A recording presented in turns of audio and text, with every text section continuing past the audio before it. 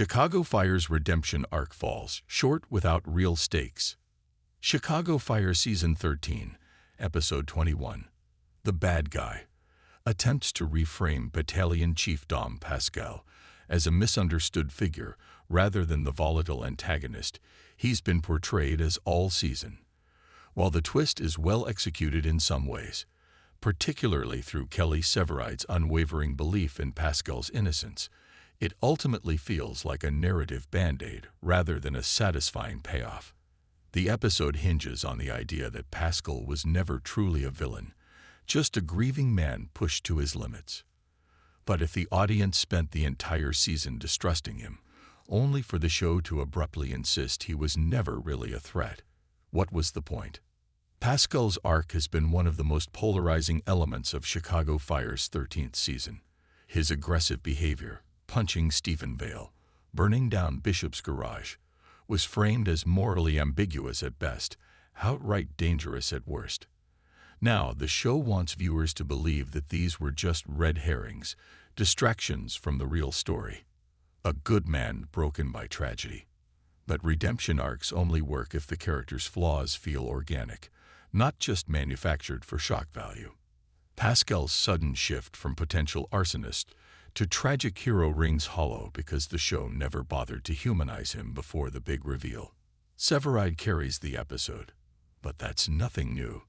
Taylor Kinney's Kelly Severide has long been the backbone of Chicago Fire, and the bad guy is no exception.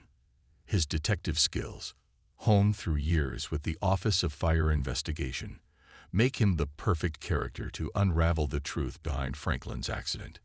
Kinney brings a quiet intensity to every scene, especially when Severide confronts Bishop, refusing to accept the easy explanation that Pascal is guilty. But here's the problem. Severide's involvement is the only compelling part of the Pascal storyline. The rest of Firehouse 51 barely reacts to the accusations against their chief. There's no real tension, no division among the team. Just Severide doing his usual lone wolf investigation, while everyone else stands around waiting for answers. Compare this to past Chicago Fire arcs, like the fallout from Benny Severide's corruption, or the tension between Casey and Bowden in earlier seasons, and this storyline feels disappointingly low stakes. Even Pascal's arrest in the final moments lacks the weight it should have. If the show had spent more time developing his relationships with the rest of the house, if we'd seen him bond with the team, struggle with his grief in a way that made him sympathetic, then his arrest would feel like a gut punch. Instead, it's just another cliffhanger, one that could easily be resolved by Pascal resigning or transferring in the next episode. Violet's forced breakup feels like a disastrous misstep. While Pascal's storyline at least has some narrative cohesion, Violet Mikami's subplot in The Bad Guy is a mess. The sudden breakup with Flynn, a character who has been nothing but supportive, comes out of nowhere and reeks of lazy writing. Flynn arranging a secret meeting about medical school is completely out of character, and Violet's immediate, explosive reaction, including the "I'm in love with someone else" confession, feels like the writers checking off boxes rather than letting the relationship unravel naturally. Worse, this entire plot seems designed to push Violet toward Sam Carver, a romance that now has an expiration date, given Jake Lockett's impending departure from the show. If Chicago Fire was determined to break up Violet and Flynn, fine, but why rush into another doomed relationship? Why not let Violet be single for a while, focusing on her career or friendships instead of immediately shoving her into another romantic subplot? The handling of Violet's character this season has been frustrating, to say the least.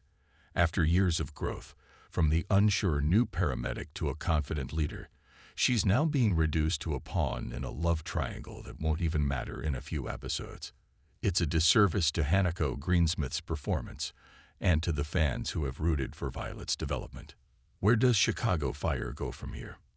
With only a few episodes left in Season 13, Chicago Fire has a lot of loose ends to tie up, but the bad guy doesn't inspire much confidence.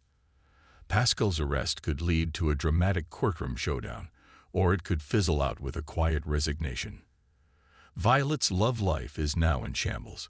But with Carver leaving, there's no satisfying resolution in sight. And while Severide remains the show's MVP, even he can't carry an entire season on his back without stronger material.